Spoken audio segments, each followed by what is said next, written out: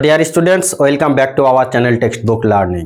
দেখো, অনেক সময় আমরা ইংরেজি বাক্য বা সেন্টেন্স গঠনের ক্ষেত্রে বা স্পোকেন ইংলিশের ক্ষেত্রে আমরা অনেক সময় ফর্ম এর ব্যবহার করি।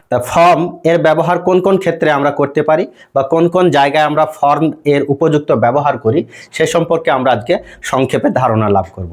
তো দেখো, প্রথম কি আছে, দেখো ফর্ম এর ব্যবহার কি বলা হচ্ছে। প্রথম 1 নম্বর, অরিজিন বা সোর্স বা কোনো কিছুর উৎপত্তি বা কোথা থেকে এমনটি বোঝালে পারে, বা কোনো জিনিস কোথায় থেকে উৎপত্তি লাভ করেছে অথবা কেউ কোথা থেকে এসেছে এমনটা বোঝালে পারে অবশ্যই আমরা ফর্ম এর ব্যবহার করব। উদাহরণ দেখো, প্রথম উদাহরণ কি বলা হচ্ছে, আই এম ফ্রম ইন্ডিয়া, অর্থাৎ আমি ভারতবর্ষ থেকে এসেছি। এই যে থেকে, ইন্ডিয়া থেকে বা ভারতবর্ষ থেকে, এর জন্য আমরা ফ্রম এর ব্যবহার করলাম। নেক্সট দেখো, he comes from London, say London থেকে এসেছে, তাই না। এই যে লন্ডন থেকে, এজন্য আমরা কি থেকে থেকে অবশ্যই আমরা ফ্রম ব্যবহার করলাম থেকে বলার জন্য। এই যে কোথা থেকে, সে লন্ডন থেকে এসেছে, তাই আমরা ফর্ম এর ব্যবহার করলাম।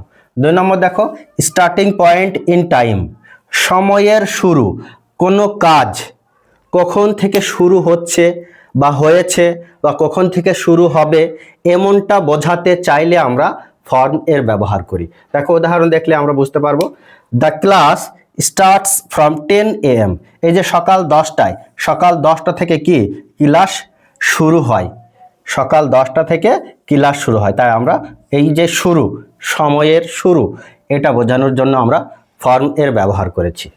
নেক্সট উদাহরণ দেখো, he will work from Monday, say Monday থেকে কাজ শুরু করবে, মন্ডে থেকে, এই থেকের জন্য আমরা কি ফর্ম এর ব্যবহার করেছি। তাহলে এখানে সময়ের শুরু বা কখন শুরু হবে এটা বোঝানোর জন্য এই ধরনের বাক্য গঠনে আমরা ফর্ম এর ব্যবহার করেছি।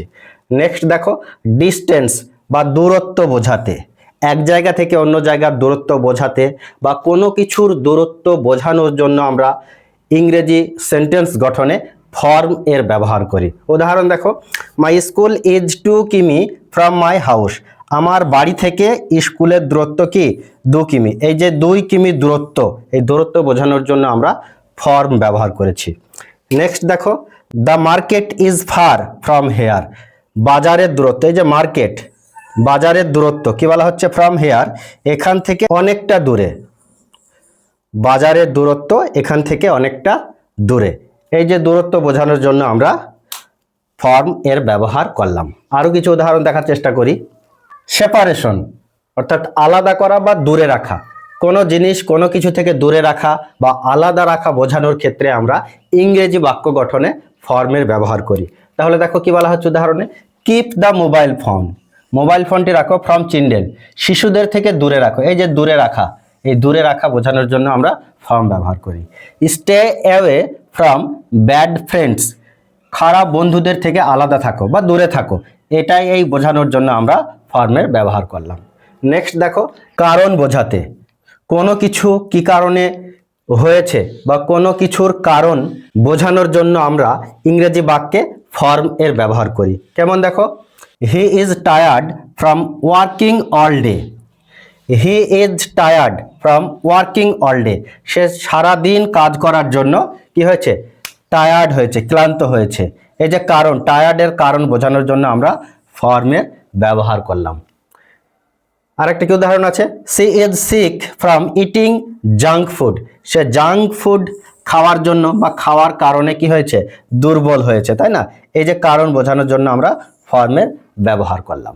নেক্সট দেখো, ম্যাটেরিয়ালস বা কিসের তৈরি, কোনো জিনিস বা কোনো বস্তু কি উপাদান দিয়ে তৈরি এমনটা বোঝানোর জন্য আমরা ফর্ম এর ব্যবহার করি বাক্য গঠনে।